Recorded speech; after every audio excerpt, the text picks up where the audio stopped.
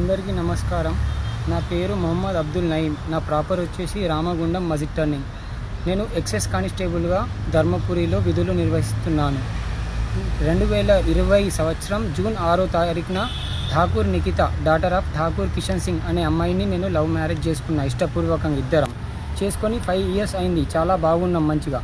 Last year డిసెంబర్లో నన్ను ఒక కేసులో ఇరికించినప్పుడు ఏమైంది, నేను సస్పెండ్ అయినప్పుడు మా అత్త ఇన్వాల్వ్ అయ్యి మా మధ్య భేదాలు క్రియేట్ చేసినప్పుడు ఏం చేసినా సరే అమ్మాయి నా ఉద్యోగం పోయింది, నేను జీరో అయిపోయినా అని చెప్పి మా భార్యకి నూరిపోస్తే మా భార్య వెళ్ళిపోయింది. సరే అని చెప్పి అక్కడ వదిలిపెట్టేసిన వాళ్ళ అమ్మల దగ్గర వదిలిపెట్టి వాళ్ళ నాన్నకి చెప్పిన, నేను ఫెయిల్ అయినా కదా మీ దగ్గర వదిలిపెట్టిన మామయ్య అని అక్కడ వదిలిపెట్టినాక ఈ గ్యాప్లో అష్రఫ్ అనే ఎమ్మెల్యే సార్కి చాలా దగ్గరి మనిషి, ప్రైవేట్ పిఏ అష్రఫ్ హుసేన్ రామగుండం. ఆ అబ్బాయి మెల్లమెల్లగా ఏం చేసిండు, మా భార్యకి ఇట్లా మాట్లాడుకుంటా దగ్గర పైసలు అప్పిచ్చుకుంటా 1,50,000 దాకా అప్పించినా అని తన నోరుతో తనే ఒప్పుకున్నాడు. నాకు సాక్ష్యాలు కూడా ఉన్నాయి అన్ని తీర్లా.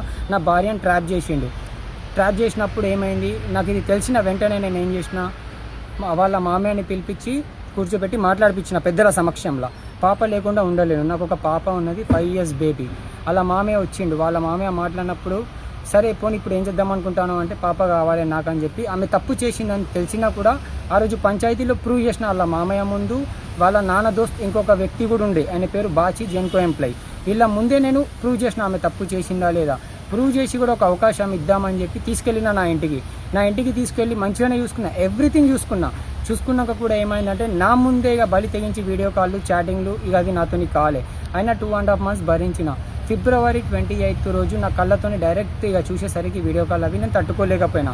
వాళ్ళ డాడీకి ఫోన్ చేసి పిలిపించి, అంకల్ ఇట్లా తీసుకెళ్ళిపోండి, మీ అమ్మాయి మారుతుంది అనుకుంటే మారకపోగా ఇంకా బలి తెగించింది, నాతో అయితలేదని పంపించేసిన. నా పాపని నా దగ్గర ఉంచుకున్నాక ఏమైంది, రంజాన్ రోజు అంటే ఈ విషయం రామగుండం అందరికీ తెలుసు, అంటే నా భార్యకి ఇట్లా ఫలానా అష్రఫ్తోని ఎఫ్ఐఆర్ ఉందని బయట లాయిల్లు చెప్తే నేను తట్టుకోలేకపోయినా. చనిపోదామని ఫిక్స్ అయ్యి నా దగ్గర మనిషికి చెప్పుకుంటే, నువ్వు చనిపోతే నీ ఉద్యోగం ఆమెకి వస్తుంది, నువ్వు తప్పు చేసినావా నువ్వేమన్నా ఉంటే పోయి ఎమ్మెల్యే సార్ దృష్టికి తీసుకెళ్ళమంటే, నేను అసెంబ్లీ మీటింగ్ ఉన్న రోజు ఎమ్మెల్యే సార్ దృష్టికి తీసుకెళ్ళిన హైదరాబాద్. నా పాపని తీసుకొని సార్ది ఒక విల్లా ఉంటుంది మణికొండలో, అక్కడికి వెళ్ళి సార్ కాళ్ళు మొక్కుతా అని చెప్పి బతిమలాడుకొని చెప్పేసిన, సార్ ఇట్లా జరిగింది, నా దగ్గర ప్రూఫ్లు ఉన్నాయంటే సార్ వచ్చినాక మాట్లాడుతా అన్నారు. వచ్చినాక నన్ను పిలిపియలే, మాట్లాడలే. ఈవెన్ అష్రఫ్ని ఏమన్నా అన్నారంటే లేదు. ఎప్పుడైతే నేను ఎమ్మెల్యే సార్కి చెప్పినో అప్పటి నుండి అష్రఫ్ దగ్గరి వ్యక్తులు నన్ను చంపుతా అని నాపై దాడి చేయడం, నాకు ఫోన్ చేసి బెదిరియడం.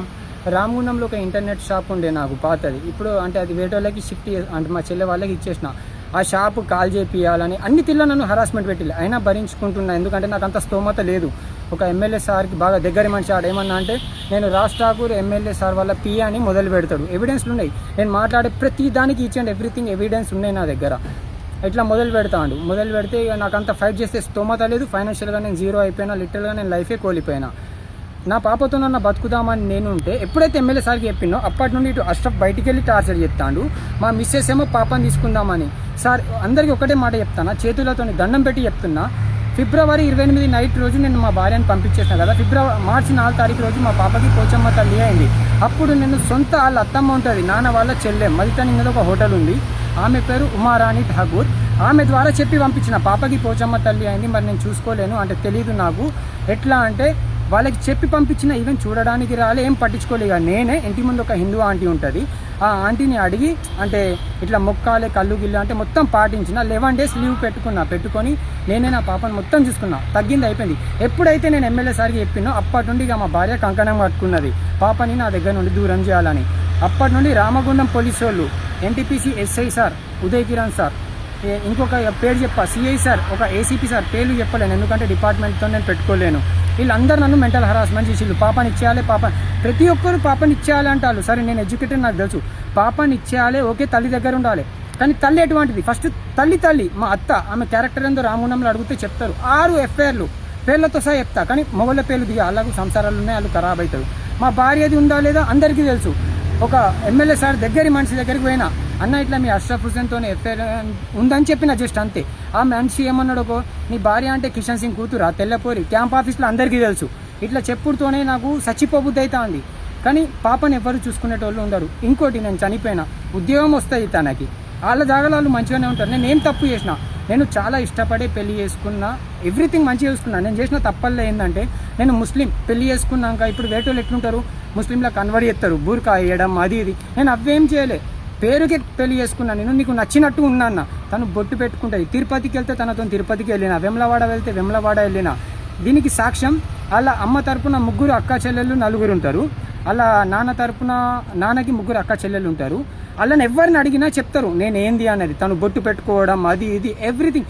ఈవెన్ వాళ్ళ ఇంటికాడ ఉన్నప్పుడు పాపకు కూడా బొట్టు పెట్టిళ్ళు, అది కూడా యాక్సెప్ట్ చేసిన. ఒకటే, తుమారే ఘర్ కనే రహే జబ్ ఉల్లంకి ఇజ్జత్ బచావ్, మేరే కనే హై జబ్ మేరే నాద్ రహో, ఎవ్రీథింగ్.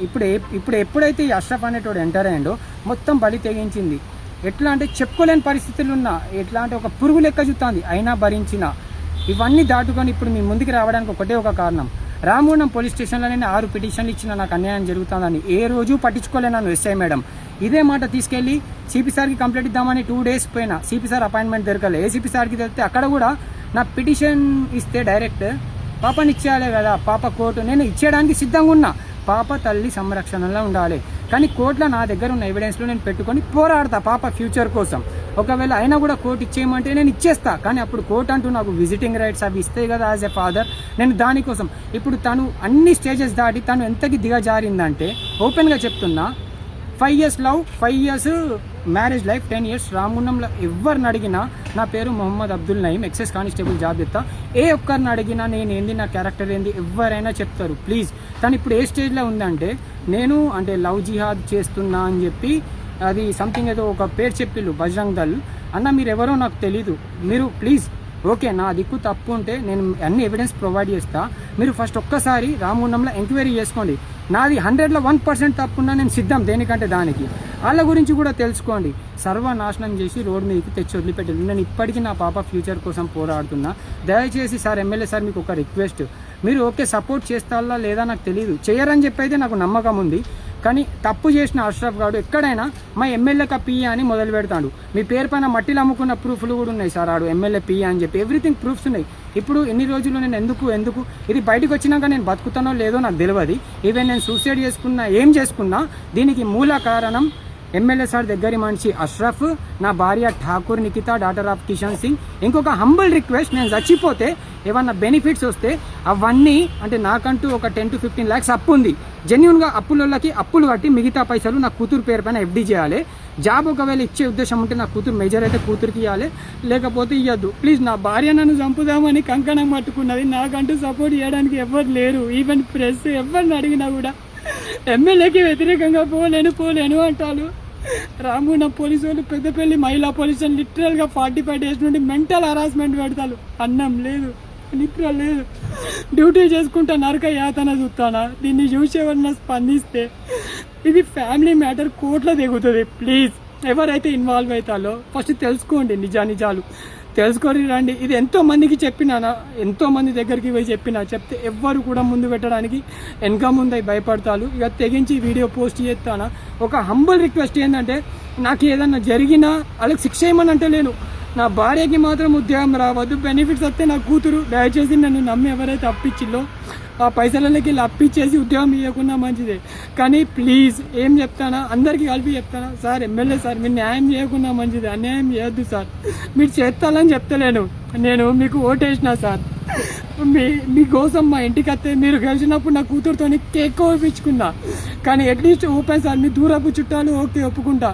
అయోధ్య భయ్యకి కూడా తెలుసు వాళ్ళు ఎటువంటి వాళ్ళు రామగుండంలో.